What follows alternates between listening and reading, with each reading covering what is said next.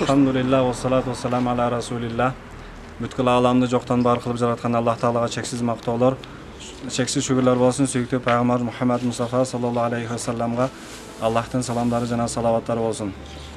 Биз казыдамыла бизге тапшырма берген ошол айылың ардагы элге жеткирип, мүшүрлөрдү жыйнап, ошол медресеге жардам катары алып келип берсеңер деген тапшырмасы болгон. Ошол казыдамланын буйругун аткарып, тапшырмасын аткарып, ошол өзүбүздүн айылыбызда колдон келишинче элге жеткирип, жыйылган үшүрдү алып келип, жардам катарында устазга өткөрүп бердик.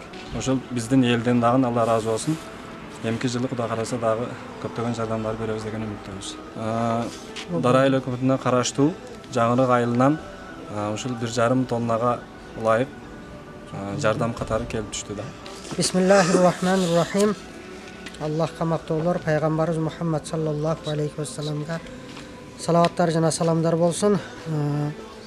Биз Муаз ибн Жабал медресесинин жамааты ушул бүгүнкү ушур алып келген Дара айыл өкмөтүнө караштуу Жаңырык айылынын тургундарына, анын имамы Акжол шакиртибизге Алла ыраазы болсун дейбиз, ыраазычылык билдиребиз. Анткени быйылкы жылы көптөгөн айылдардан да мүшүрлөр болду.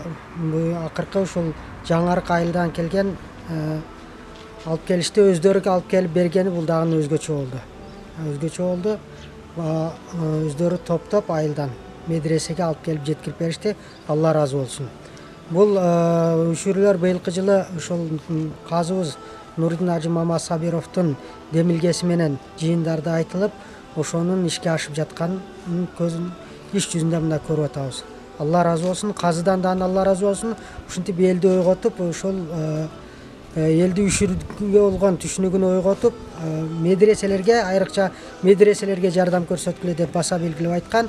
Быйылкы жылы медреседе балдар дагы ошол үшүрдүн эмелерден келген каражаттардан жакшы тамак, алма, ар кандай мөмө жемиштер менен тамактарын жеп, жакшы тамактардан жакшы болуп атат. Алла ыраазы болсун.